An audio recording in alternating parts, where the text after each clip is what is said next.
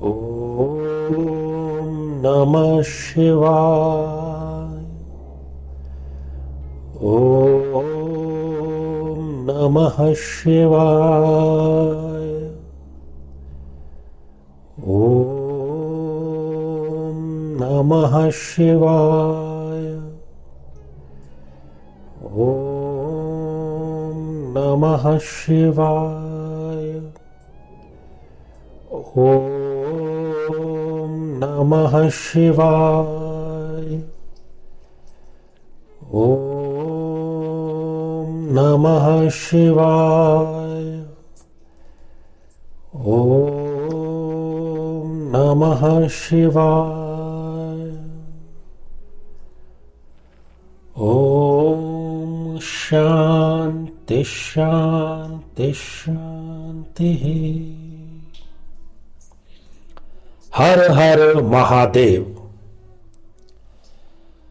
मेरे बहुत ही प्रिय और बेहद सम्मानित साथियों, हृदय की असीम गहराइयों से अभिनंदन, बहुत बहुत हार्दिक स्वागत। साथियों, 18 फरवरी वार शनिवार का है, परंतु ये वार और ये दिन बिल्कुल भी साधारण नहीं है, असाधारण है। देवों के देव महादेव शिव, इनकी अत्यंत प्रिय रात्रि, जो कि 365 दिनों में अर्थात पूरे वर्ष में केवल एक दिन ये आती है, महाशिवरात्रि।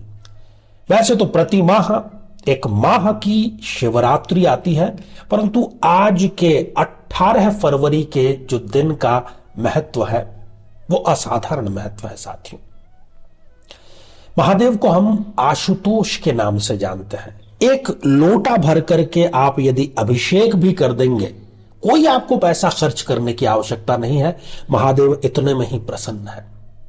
आज महाशिवरात्रि के उपलक्ष्य में आप कौन से ऐसे 11 कार्य कर सकते हैं, 11 उद्देश्य, 11 मनोरथ पूरे कर सकते हैं, या 11 कौन सी आप पीड़ाओं से मुक्ति प्राप्त कर सकते हैं घर बैठे, उसी के बारे में एक एक करके मैं यहां पर आज चर्चा करने जा रहा हूं।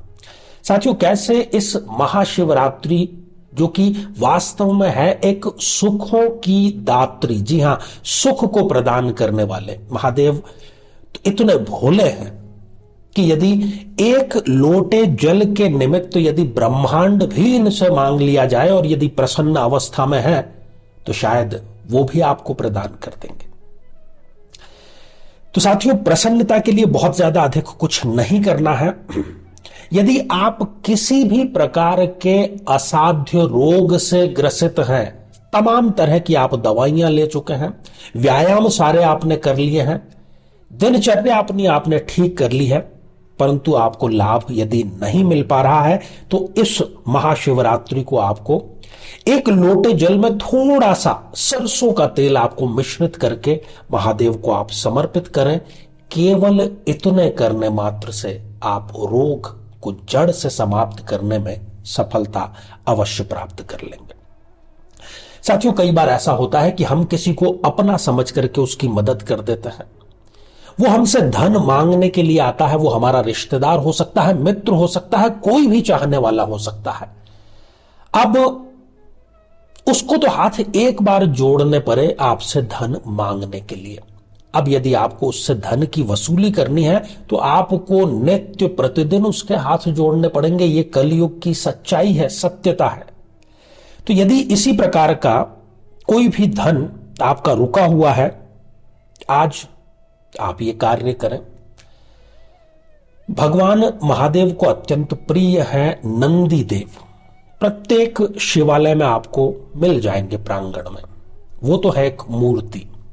आपको साक्षात नंदी देव अर्थात किसी भी बैल को हरा चारा आप समर्पित करिए और कुछ ही दिनों के भीतर नंदी और महादेव, इन दोनों की आप पर ऐसी कृपा होगी कि जिसने आपका धन लिया है वो स्वतः ही चल करके आपको आपके स्थान पर आकर के धन आपका लौटा देगा और आपसे वो क्षमा प्रार्थी भी अवश्य ही होगा। साथियों, तीसरी बात करते हैं संपत्ति विवाद की। भाई भाई के बीच में यदि संपत्ति को लेकर के विवाद है या फिर किसी भी प्लॉट, फ्लैट या अचल संपत्ति में आपका पैसा अटक गया है, या संपत्ति संबंधी कोई भी मामला आपका न्यायालय में है और आप चाहते हैं कि आपकी उसमें विजय श्री अवश्य हो, तो आप जिस पात्र में महादेव शिव को अभिषेक के लिए जल समर्पित करेंगे उसमें 1 चम्मच आप दही मिश्रित कर दीजिए और इसी से आप अभिषेक करिए। अपनी प्रार्थना महादेव के समक्ष रखिए। महादेव के दरबार से कोई भी खाली हाथ नहीं गया है। साथियों बात करते हैं आगे बढ़ते हुए हम व्यापार की वृद्धि की। स्टार्टअप का जमाना है, परंतु हर एक व्यक्ति द्वारा किया गया व्यापार हमेशा फायदेमंद नहीं होता। कई बार ऐसा होता है कि कर्ज लेकर के जो आपने रुपया या ब्याज पर लेकर के जो आपने रुपया व्यापार में लगाया है वो डूब जाता है और कई पीढ़ियों की जो कमाई है वो भी डूबते हुए देखी गई है। साथियों ऐसी स्थिति में आपको चाहिएगा कि आप जिस पात्र से महादेव का अभिषेक कर रहे हैं उसमें थोड़ा सा ही सही गन्ने का रस आप उसमें मिश्रित कीजिए और उसी जल से आप महादेव पर अभिषेक करने का कार्य करिए। देखिए चमत्कार कैसे घटित होता है। आपका घाटे में चल रहा बिजनेस यदि लाभ प्राप्ति को नहीं हुआ तो आप मुझे भी जरूर सूचित करिएगा, क्योंकि यह गारंटी मैं नहीं साक्षात महादेव आपको प्रदान करते हैं। ऐसी बहन, ऐसी बेटियां और ऐसे भाई भी जो विवाह तो करना चाहते हैं परंतु कुंडली में कोई ऐसा योग है, चाहे वो शनि जनित है, चाहे वो मंगल जनित है, चाहे वो राहु जनित है, चाहे किसी भी पाप ग्रह की पीड़ा के कारण विवाह का प्रस्ताव यदि साथियों आपका नहीं आ रहा है तो आपको इसी अभिषेक वाले जल में थोड़ा सा शहद मिश्रित करना है और उस जल से आपको अभिषेक करना है। न केवल विवाह संपन्न होगा अपितु आपका जो मनोवांछित जीवन साथी है, जैसा आपने सपनों में सोचा है, वो साकार रूप में आपको आगे से चल के प्रस्ताव आएगा। ये महिमा महादेव की है।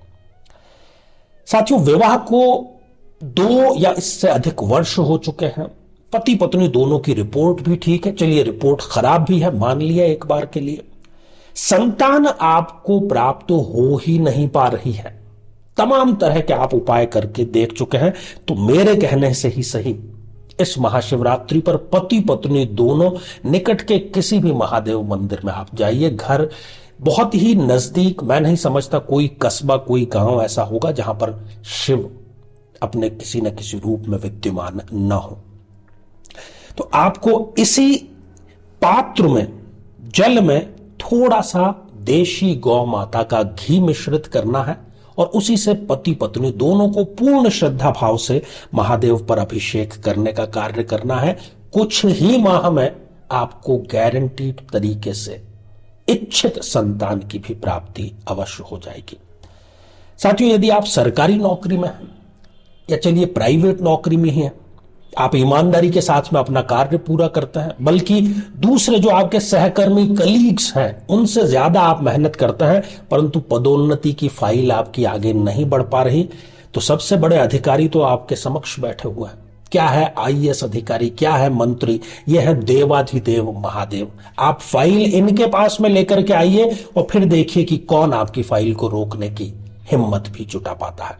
करना केवल इतना ही है कि आपको नारियल पानी थोड़ा सा मिश्रित कर देना है उस पात्र में जिसमें कि जल है, और उस जल से जिसमें नारियल पानी आप थोड़ा सा मिक्स करेंगे उसी से आप अभिषेक करिए और फिर आपकी जो फाइल है वो कोई भी अधिकारी रोक नहीं पाएगा। शीघ्र ही आपको खुशखबरी भी जरूर मिलेगी। साथियों इस महाशिवरात्रि पर और भी 4 मैं आपको आसान से उपाय बतलाने जा रहा हूं। सबसे पहला इसमें है कि पति पत्नी के बीच में इतनी खटास है कि छत तो एक है परंतु मन एक नहीं है। दुनिया के लिए पति पत्नी है परंतु पति पत्नी जैसा उनका कोई रिश्ता वास्तव में आपस में रह ही नहीं गया है। बहुत मानसिक प्रताड़ना वाली स्थिति होती है।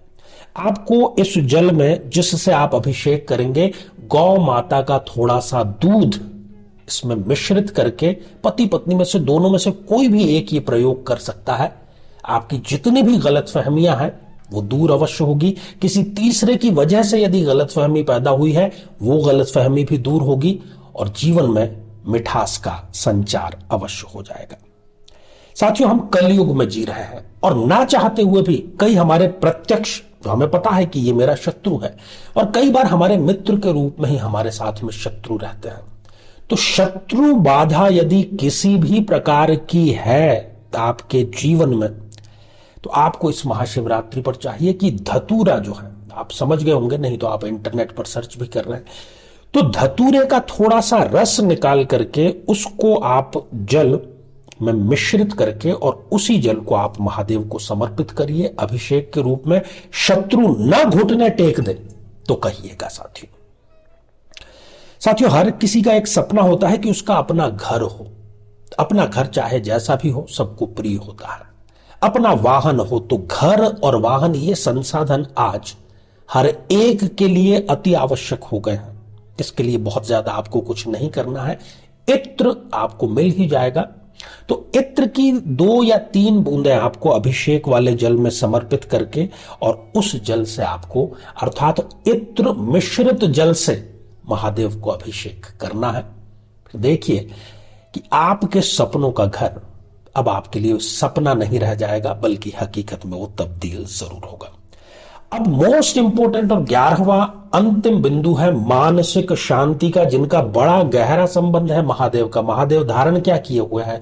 अर्ध चंद्र धारण किए हुए हैं सिर पर, जब इनको चंद्रशेखर कहा जाता है। और ज्योतिष शास्त्र में चंद्रमा की यदि आप पर कृपा नहीं है तो आप जीवन भर तनाव में रहेंगे, पीड़ा में रहेंगे, अनिद्रा आपको हमेशा सताती रहेगी। यदि मानसिक स्तर पर आप शांत नहीं रहते, कहीं भी चले जाए, तो आपको जरूरत है इस बार कुछ भी मिश्रित करने की आवश्यकता नहीं है। शुद्ध जल भी 1 लोटा यदि आपने चढ़ा दिया और शिव चालीसा का यदि साथ में पाठ कर लिया, महादेव इतने में ही प्रसन्न है और आपको वो शांति का, सौहार्द का आशीर्वाद अवश्य देंगे। साथियों, पुनः महापर्व महाशिवरात्रि की ढेर सारी शुभकामनाएं, और मैं ईश्वर से, महादेव से यही प्रार्थना करता हूं कि जितने प्रयोग आपको बतलाए गए हैं, आपकी श्रद्धा में, समर्पण में किसी प्रकार की कोई कमी नहीं रहेगी और महादेव आप पर आशीर्वाद की वर्षा अवश्य करेंगे। हर हर महादेव।